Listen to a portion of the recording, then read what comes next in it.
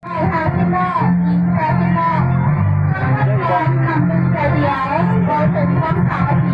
เดียวในการปฏิบัติหน้าที่ราชการทางนี้ความสามัคคีเราจะเรียกให้นาทีมัน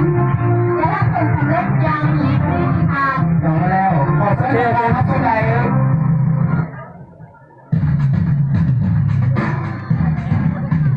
ซึ่งการแสดงนี้ของน้องใส่นักแสดงอยู่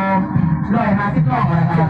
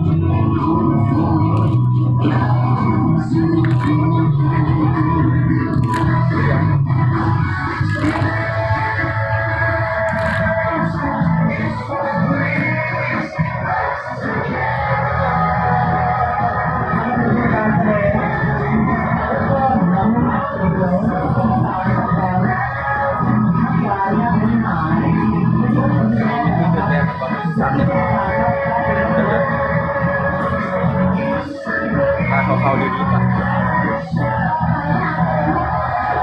โอเคออกมานักเรียนแต่ละคนมาเรื่อยๆหมดยุด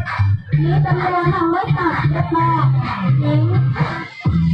เขาถามเลยเราจะทำมาตราตรงนี้เป็นการเป็นผู้ถือสิทธิ์เราการเป็นสิ่งที่เหลือไว้สักอย่างที่เราทำซึ่งเรามาพูดถึงชุดเดิมแบบนั้นแต่ก็จะเป็นชุดต่อเป็นสีขาวสวยงามชุดเดิมชุดแทนเราละเอียดใช้หัวเราจะไม่หัวไม่ได้มาอะไร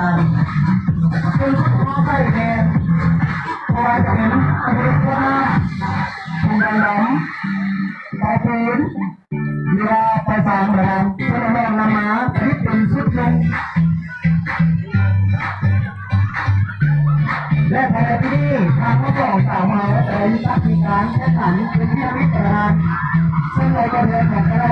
แต่คือสามผู้แทนนะครับซึ่งในคณะเอาตัวเรียนที่หายและไม่มีเวลาที่จะในบรรดานักเรียนทั้งสามผู้แทนเลยเหมือนกัน เจ้าไปบอกไปแล้วค่ะไปเลยนะเขาเขาจะรู้ที่เราทำมาประยุกต์ใช้ชุดราตรี เป็นชุดที่มาการเป็นที่นี่ก็คือปฏิบัติการทำยางเหมือนกันทำยางแล้วก็เผาเวลาเราใช้เผาเราเนาะซึ่งเรานำมาผลิตเป็นกระทงและที่เรานำไปยังอาชีพและท้องไทยเหมือนกันและในนี้ไม่มีตัวเนาะเราในโลกมีบริการที่หลายตัวสามารถผลิตที่เหลือนำมาเป็นชุดเนื้อใหญ่เนาะและจะต้องมีเกลือชุดนี้เหมือนกันเกลือเอามาสีสันสวยงามหลาย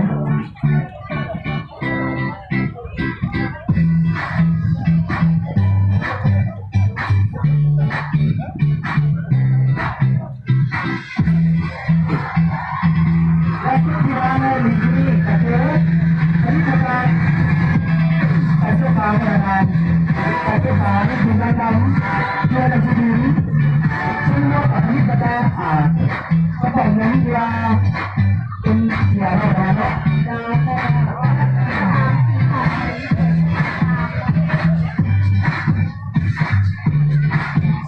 เส้นการผลิตภัณฑ์ที่อาจจะช่วยตัวของเราก็จะเป็นถุงดำขวดน้ำเกลือในชุดนี้พัดลมขวดลมยาน้ำมันไหลนะครับถึงเนาะมันนำมาประยุกต์เป็นเครื่องมือนะครับแล้วก็ยังมีเอาตัวเข้าแล้วเนาะให้มันมาร่วมกันนำมาประยุกต์เป็นชุดนงหรือว่าชุดวิเศษเลยนะครับ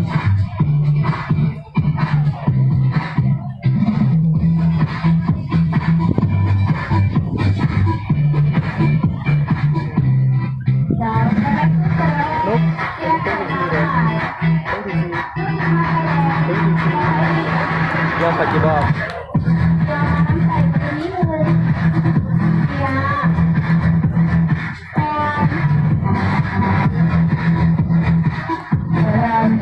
ที่เราทำกันตอนนี้ก็คือชุดเท่นะครับซึ่งเป็นเท่นะครับซึ่งประกอบกับชุดเรียนเป็นตัวเรียนโฟกัสนะครับเนาะแต่ต้องให้เรานะครับใส่กันสำหรับหมวกเนี่ยที่ประจำหัวเป็นเขาของเขาสำหรับน้าเลยเกี่ยวกับสีประธานเรื่องกระเป๋าที่ประจำเกี่ยวกับมาเรื่องเดียวออกเลยจะแก้หาทางตรงนะครับเนาะลาออกมาที่ทำเสื้อหน่อยนะครับ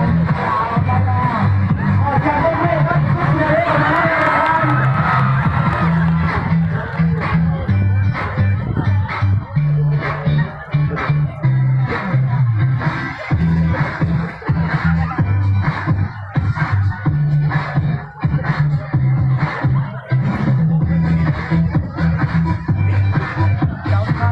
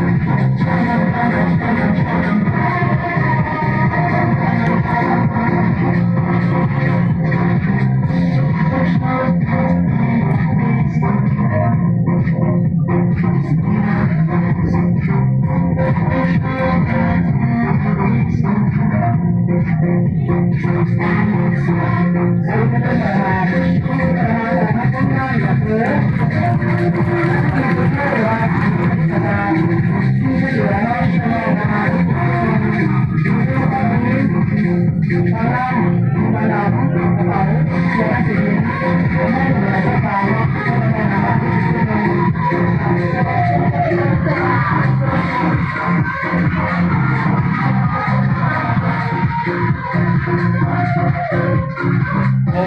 โอ้เลิกแล้วแหละ